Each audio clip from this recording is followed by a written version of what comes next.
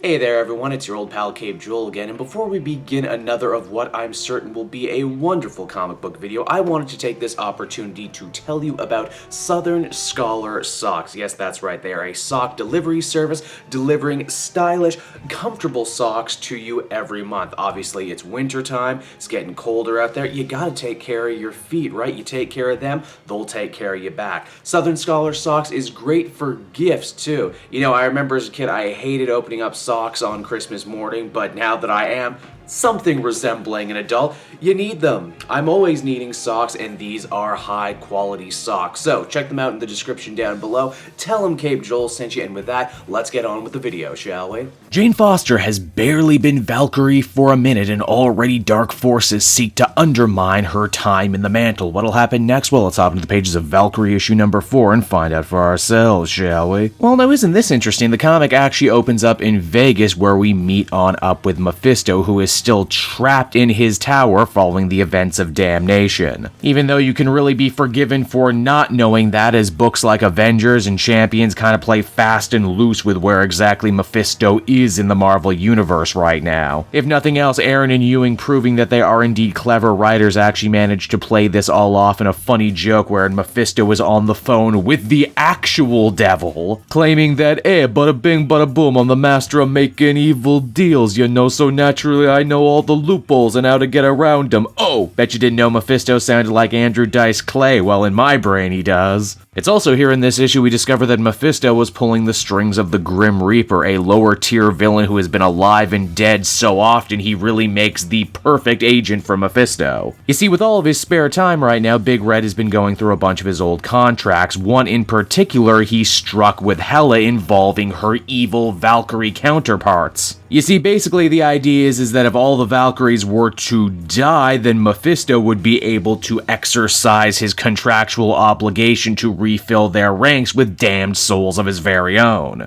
And after the events of War of Realms, he got very close to actually managing to do this, but then Jane Foster took up the mantle for herself and ruined everything. Now, once again, Mephisto has sent forth the Grim Reaper to do his bidding and to kill Jane Foster so that he can get his way. And how is Jane doing right now? Well, the answer is not great. She has a new roommate in the form of Mr. Horse, who, on top of being way too talkative and way too annoying, is also eating poor Jane out of a house and a home right now. She's not going to be able to afford her apartment much longer because, well, she was paying it on a doctor's salary and she's not a doctor anymore. She got busted down to being a morgue assistant due to all her extracurriculars as a superhero. But hey, you know what? That's a problem for future Jane Foster. Current Jane Foster still has to hunt down Annabelle Riggs, a former Fearless Defender and former body sharer with Broomhilde.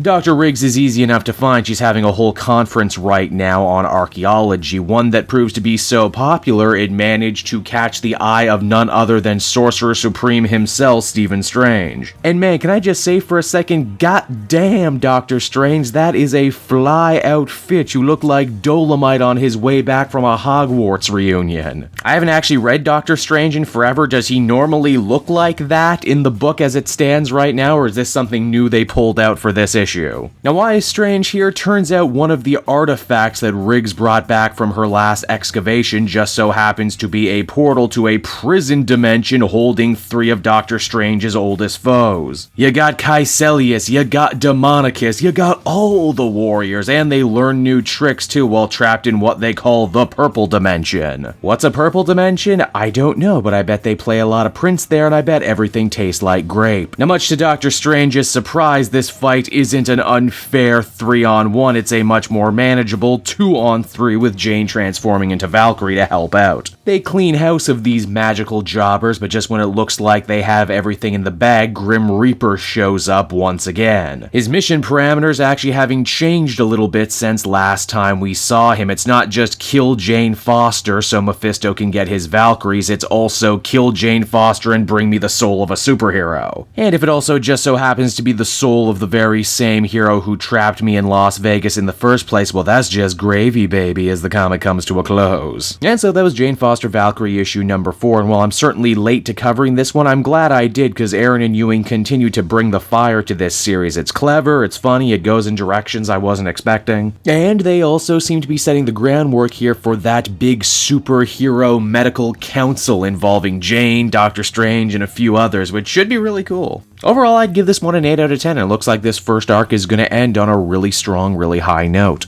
Hey there everyone, Cape Joel again, and I just want to thank you so much for watching to the end of the video. It means a lot to me. And hey, if you enjoyed the book I covered in this issue and want some comics of your own, might I recommend Book Depository? It's my #1 place for shopping for comic book trades. You get a great price, and if you use my link down in the description, you'll actually be helping me out at the same time. You get something, I get something, everybody wins, right? So until next time everyone, I've been Joel, and I will see you in the next video. Bye-bye.